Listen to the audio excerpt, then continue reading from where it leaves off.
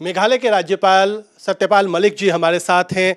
सत्यपाल जी, अब जो स्थितियां हैं, आज हम जिस दिन बात कर रहे हैं वो लखीमपुर खीरी का 1 साल भी हुआ है। तो आप लगातार किसानों की बात कहीं ना कहीं रखते रहे हैं बतौर राज्यपाल होते हुए भी। आपको क्या लगता है कि अब जब 2 दिन के बाद आप राज्यपाल पद से मुक्त होंगे, उसके बाद आपकी क्या भूमिका? मैं किसानों के हर संघर्ष में हिस्सेदारी करूंगा, कहीं भी हो। कोई पॉलिटिकल पार्टी ज्वाइन नहीं करूंगा, कोई इलेक्शन नहीं लड़ूंगा। तो क्या गैर राजनीतिक तरीके से आपको लगता है कि अब किसानों की लड़ाई लड़ने का वक्त है, किसानों की आवाज उठाने का वक्त है? हाँ हाँ, यही सही वक्त है, क्योंकि किसानों ने एक बहुत बड़ा संघर्ष करके दिखाया। सरकार उनकी बात मानी, लेकिन अब उनके साथ एमएसपी के सवाल पे धोखा हो रहा है और उनके मुकदमे वापस नहीं हुए हैं। तो मुझे लगता है दोबारा संघर्ष होगा और उसमें मेरी हिस्सेदारी रहेगी।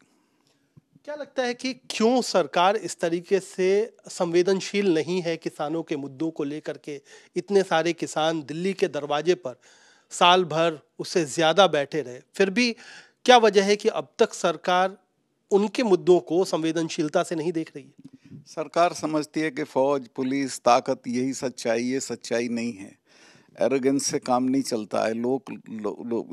सॉरी, इसमें लोकतंत्र में लोक लाज से चलता है।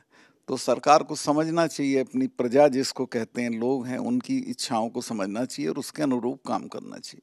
क्या लगता है कि जो लगातार किसान संगठन है, क्योंकि जब किसान आंदोलन चला तो उनमें बहुत सारी एकता दिखाई पड़ी, लेकिन जब उत्तर प्रदेश के चुनाव हुए या पंजाब के चुनाव हुए उसके बाद थोड़ी एकता में कमी आई है। तो क्या आप उस एकता को फिर से मजबूत करने के लिए कुछ कोशिश करेंगे आने वाले समय में? नहीं, मैं तो सब जगह घूम रहा हूँ। कल मेरी अलीगढ़ में मीटिंग थी और आने वाले कल में बुलंदशहर में पब्लिक मीटिंग है किसानों में। तो मैं तो किसानों को संगठित करने के लिए घूम रहा हूँ सब जगह।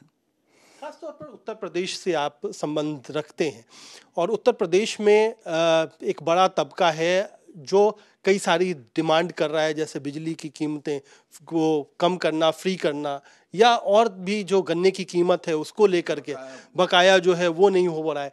तो क्या उसको लेकर के भी आप आगे अपनी लड़ाई लड़ेंगे या आंदोलन करेंगे? क्या आपको रास्ता क्या लग रहा है? देखिए, लड़ाई किसान लड़ेंगे, मैं तो सहयोग करूंगा, मैं उसमें हिस्सेदारी करूंगा, दैट्स ऑल।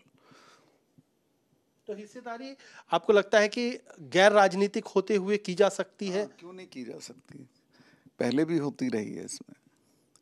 जयप्रकाश जी राजनीतिक थे क्या? तो हिस्सेदारी गैर राजनीतिक रहते हुए हो सकती है।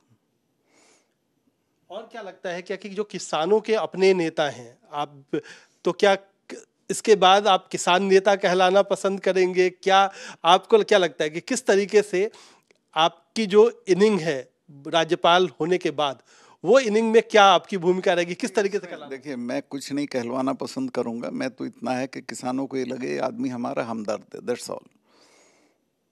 आपने राज्यपाल रहते हुए भी उनकी लगातार बात की और शायद सरकार को पसंद नहीं आई। हाँ हाँ, शायद उसी को मैं झेल रहा हूँ, कोई बात नहीं, उसका मुझे कोई शिकायत नहीं है, क्योंकि ये मेरा अपना खुद का चुना हुआ रास्ता था और मुझे इसके नतीजे पता थे। चूँकि जो सरकार है उसमें सहनशीलता नाम की कोई चीज़ नहीं है, सिर्फ एरोगेंस है।